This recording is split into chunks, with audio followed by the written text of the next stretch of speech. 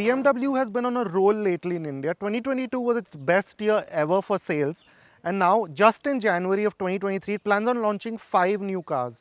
One of the more important ones of these is the new 3 Series Gran Limousine facelift. It's one of BMW's best seller car in its segment. So today we'll just take you through all the changes that have been made to it with this update. Now, with this being a facelift or a life cycle intervention as BMW likes to call it, most of the changes to the 3 Series are minimal and they're centered largely, at least on the outside, around the front of the new sedan. So what you see is a slimmer, more condensed sort of LED light cluster. It's got sharper elements, although we like that purer design of the earlier one a bit better, but this is the new look for all BMWs, and that clearly shows with these inverted LDRLs that have become a signature throughout the range. Moving on, you have a slightly reworked grille. It's marginally larger, wider, but a more distinct change are these double sort of ridges that you find there. So it looks a bit more distinctive than before. Now coming on below, you notice that again, the new more angular look that BMW is going for with its cars is seen here as well. And you see that in this really large central air dam with these sort of cuts here. They're not functional, at least these ones aren't, but they give you a greater sense of sportiness, especially with this honeycomb effect here. What is functional though are these air inlets and this sort of more angular structure again, and then you have these air inlets which actually help improve aero efficiency. Expectedly, the side profile remains largely unchanged. You get those same smart 18-inch alloys with their staggered sizes, and the silhouette is quite cohesive for an extended wheelbase car, retaining the typical rear drive sedan proportions quite convincingly. Some minor changes to the rear round things off, like the new bumper with its more prominently shaped ornamental diffuser. Now the changes to the inside of the 3 Series facelift, the Gran Limousine, are again minimal but fairly significant. Now the most immediate one of these is this giant new iDrive 8 touchscreen infotainment system, where you have this really big 14.9-inch touchscreen and this 12.3-inch instrument cluster. And yeah, it shares this layout with the electric i4 now, and that has brought with it some changes to the center console as well. For example, you have these wider vents now with the climate function now in the screen, and these smaller simplified set of buttons here for the audio controls and the volume. And then when you come down here, you notice that the really nice stubby gear lever that you've come to expect in BMW is gone now. You have this sort of rocker dial, which isn't quite that nice to use, but it's the new way, so we'll just have to live with it. Now as for this instrument cluster, it's got those really sharp, crisp graphics. There's a bit more information now than earlier from the earlier system. And yeah, you do have some level of customization now too in terms of the way the layouts are. So it's a slight improvement from what was there earlier. Again, there's not a lot of change that you can make in terms of the information that's shown here, but yeah, it's a step up from what was there earlier. Now as for this touchscreen, we like it with its positives and negatives in much the same way as in the electric i4. Now a good thing is that a lot of the frequent functions aren't in this like it's in the i4. For example, you don't control the regen and so on because this isn't an EV, so there's no regen and so on to control from here. But yeah, the climate menus are in here, so which is a bit of an issue while on the move. You know, checking the fan speed and so on the move is difficult. But other than that, you get used to it quite quickly because the layout and the interfaces are very much like a smartphone. So you have these widgets in the home screen which control all the main functions. You can always change them up. And then you have icons here which control all the other functions of the car. So it's easy to get used to, but again, we would have liked it if it was a bit quicker in its responses.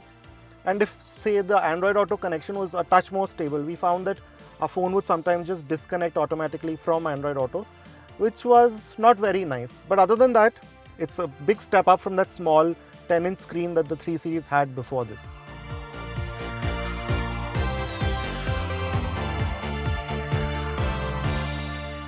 Now with this facelift, even the 320 LD, you have it in the sportier M Sport trim, and that comes with a few changes that you didn't find in the diesel 3 Series Gran Limousine before this. Most notable of these are these M sort of enhancements. So you get this M steering wheel. It's exactly like what you would expect in a BMW, large, nice to hold. You get this headliner, which is again an M specific sort of enhancement. And then you get this lattice pattern here in the center console, which looks quite nice. It's nice and textured, and it does uplift the cabin, which is otherwise quite plush and luxurious. And this does give it that slight sporty touch.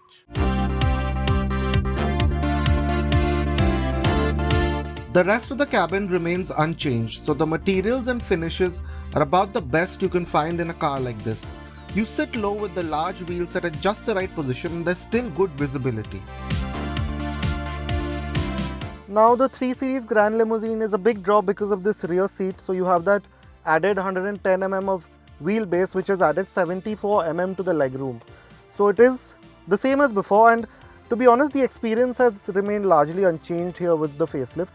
We would have liked to have seen sunshades. We pointed that out the last time we drove it. That really is a miss, especially considering this is aimed at the rear seat passenger, so that's still missing. But you get a separate climate zone here, this large sunroof, the seats again very comfortable as they always have been, good underthigh support. The legroom, like I said, is quite a lot. And you also get these now soft cushions which are really nice, and of course there's this armrest which again doesn't have too many functions. It could have done with maybe say some audio controls and so on, but it isn't there. But for what is there, it's fine. The facelifted BMW 3 Series Gran Limousine continues mechanically unchanged with the same powertrain options.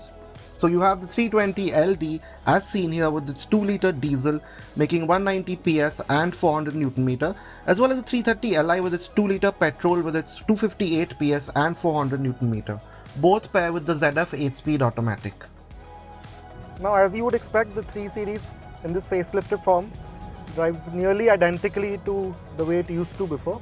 Although a change with this update is that the 320LD now also gets all those M Sport enhancements, which means that this diesel, this 2-litre diesel, actually sounds quite nice now. We've never experienced this version of the 3 Series before, even in Gran Limousine form. And of course, it's always been very silent and refined. But now there's, if you can hear it, there's quite a nice rumble to the engine, quite unlike a diesel. In fact, it's probably one of the better sounding diesels that we've actually heard in a very long time, which is surprising, and it's a really nice touch. It really goes with that whole BMW sports sedan theme. And to add to that, there's for some reason a launch control function. It's fun as usual, although how much you'll use it in a day-to-day setting is debatable, but it's there and it's something to brag about, and it really does work well. As for this motor's performance, you have the clean linear wave of diesel torque, which means that in any situation the 320LD has a good reserve of performance on offer. It also revs quite briskly for a diesel, which is great on a highway cruise.